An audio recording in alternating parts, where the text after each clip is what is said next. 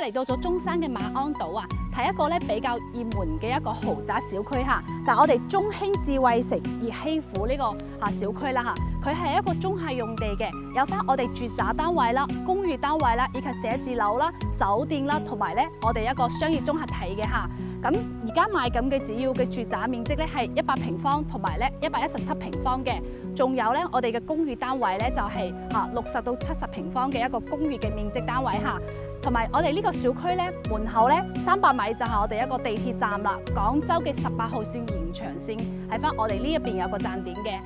喺呢個小區咧5分鐘可以去到我哋新中通道嘅落橋點，半個鐘咧可以翻到深圳嘅機場啦嚇，1個鐘就可以翻到香港嘅。而家跟我落嚟咧嚇，睇下我哋而家小區嘅園林綠化啦嚇，我哋成個小區咧都已經係現樓噶啦嚇。嗱，可以見到咧，我哋成個小區嘅入戶大堂咧係做得比較靚、比較氣派嘅嚇，好似酒店式咁樣嚇。咁跟住落嚟咧，就係呢邊咧就係我哋一個小區嘅園林綠化啦。大家可以見到咧嚇，成個小區嘅園林綠化咧係整得比較有層次感嘅嚇，好似入咗一個美物花園咁樣嚇。見到咧，我哋小區個樓間區咧都係做得比較富樂嘅嚇。同埋呢度咧，佢個生活配套咧已經係好成熟噶啦嚇。咁呢個小區咧，佢有我哋一個成個馬鞍島唯一一個咧商業綜合體嘅嚇。同埋咧，佢下面咧都可以好多商業咧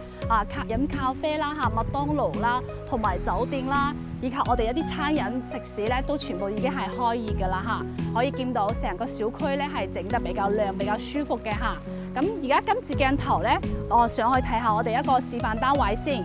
而家咧嚟到咗全南向嘅一個100平方嘅一個精裝3房單位嚇，同埋咧我哋呢個戶型架構咧係非常之方正嘅嚇，有我哋一個6.7米一個景觀大露台啦，同埋咧全部咧都係品牌嘅精裝修啦嚇。咁呢邊咧佢戶型架構咧全部都係方方正正嘅嚇，大家可以今次鏡頭咧我嚟睇下。